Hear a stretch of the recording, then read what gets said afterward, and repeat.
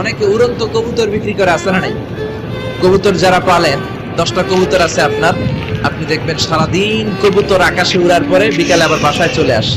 আপনি বললেন এই যে 10টা কবুতর আকাশে উড়ে, এই 10টা কবুতর আপনার বিক্রি করে দিলাম। প্রেসিডেন্ট